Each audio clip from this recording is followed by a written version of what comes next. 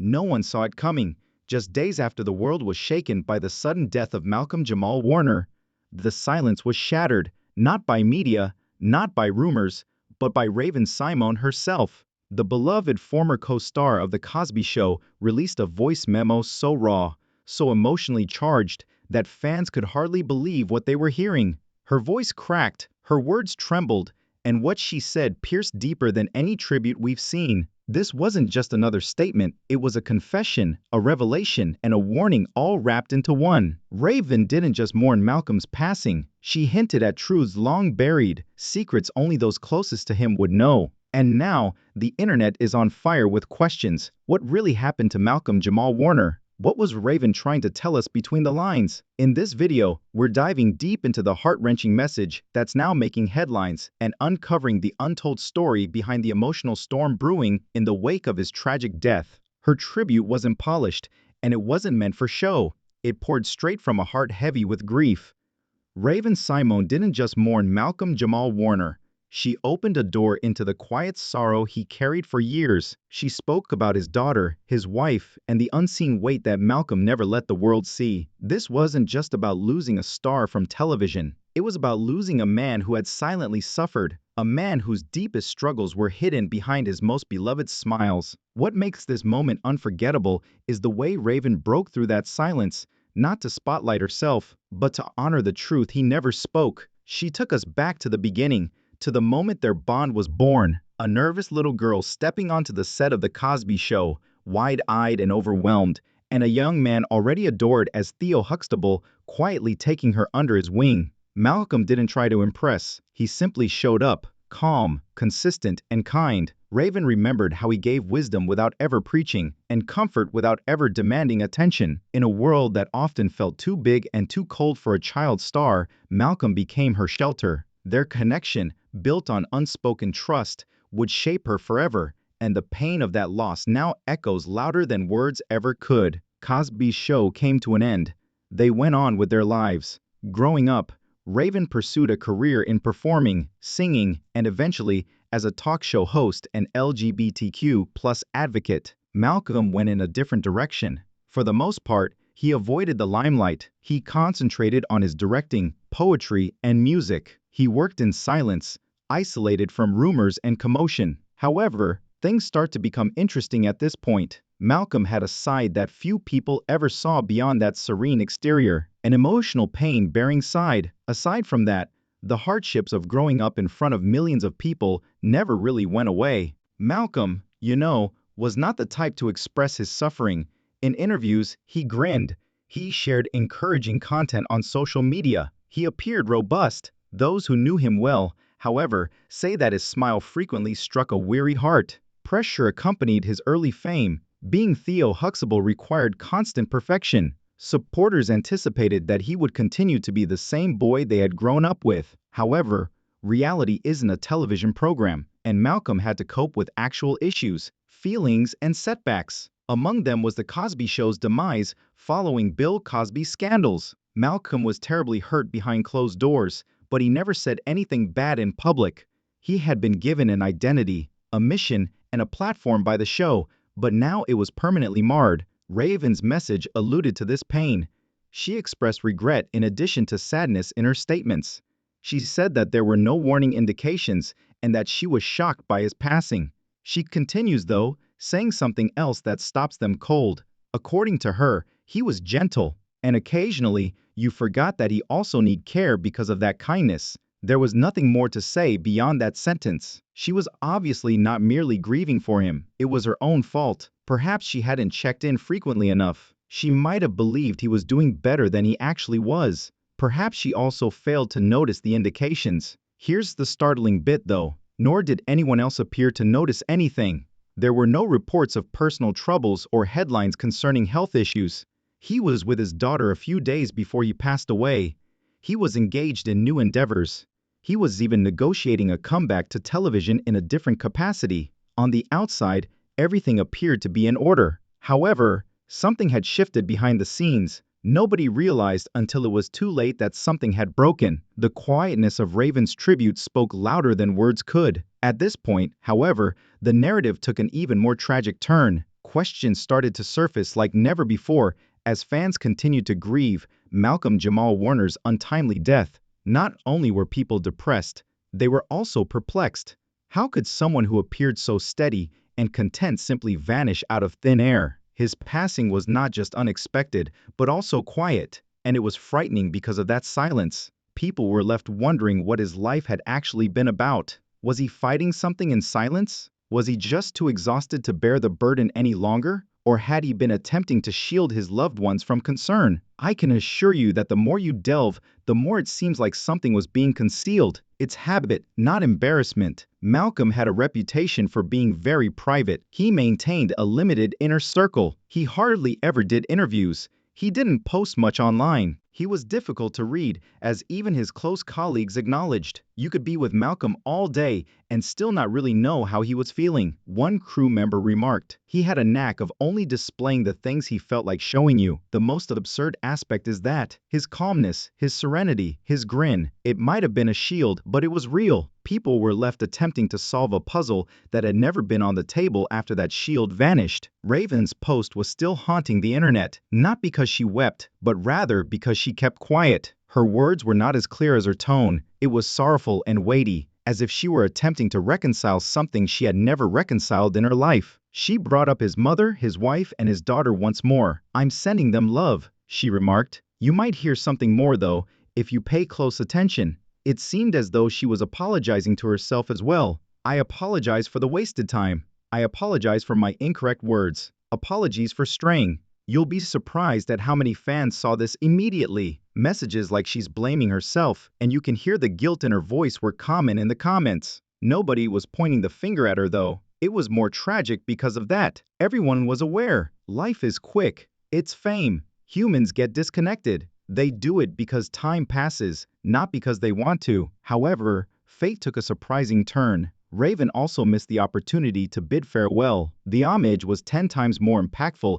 just because of that fact. It was more than just a famous person honoring another famous person. When it counted most, it was a sister in agony attempting to express what she was never able to. More individuals from Malcolm's past started to speak up in the meantime. "We were siblings in every way," said Tempest Bledsoe, who played Vanessa. "I'm still in disbelief. I wish I could have said so much more." "Rest in peace, brother," was all that Keshia Knightium, who played Rudy, wrote. "I will always treasure the memories we shared." These were unplanned public relations communications. They were genuine, unvarnished, and brimming with the same feelings that Raven had displayed. Now that one of their own had passed away, they had all grown up together. Not only gone, but gone without explanations as well. Vigils were held in Brooklyn, Harlem, and Los Angeles by fans nationwide. In the streets, people held signs, lighted candles, and performed his spoken word poems aloud. Words like "Forever Theo" and "Forever Loved" were painted on brick walls,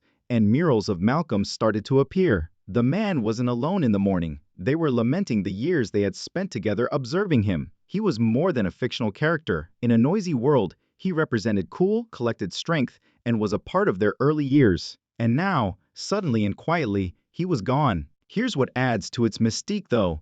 Even with all of this sorrow, the cause of death remained a mystery. His family decided not to speak. No final remarks, no funeral videos, no public declarations. Fans attempted to respect that privacy, but they couldn't help but wonder if there was more to the story. One anonymous former crew member made a suggestion. Fame takes a toll, especially when you grow up under it. People remembered that line. More questions than it answered were brought up. The more people recalled Malcolm, the more they began to understand how much he had been concealing behind that composed exterior, which is where it becomes even more poignant. He was more than just a gifted performer. He was a man who had carried silent hardships for the majority of his life, and those loads were heavy, even though they were invisible. Raven's communication alluded to it, but others started saying the same thing. That Malcolm had always been the one who gave the impression that he was strong. When you needed serenity, you called on him and leaned on him. But what if there's no one to support the guy who keeps everyone up? Malcolm's friends and family began to come forward, sharing just enough information to cause the world to take notice. According to one acquaintance, there were times when he thought no one really understood him. Although he was renowned for being Theo, he had changed his identity. The world never allowed him to leave that role, even if he had outgrown it. That never-ending strain to live up to a stereotype. he was gradually worn down by it.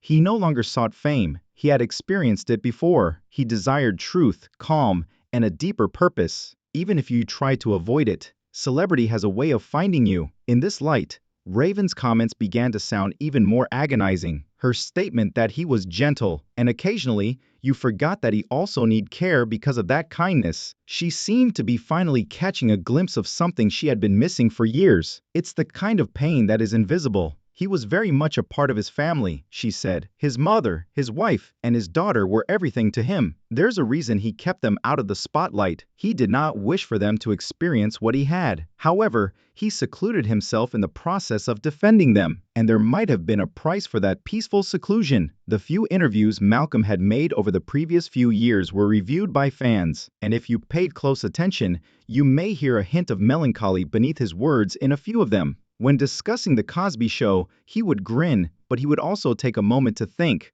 and occasionally he would speak more quietly. He previously stated, it's hard to explain what it's like to be remembered for a version of yourself that no longer exists. People's eyes were opened by that one sentence. Despite his efforts to develop, improve, and heal, the world only saw Theo. The most absurd aspect is that Malcolm never displayed resentment, despite all of this internal turmoil. He never struck out.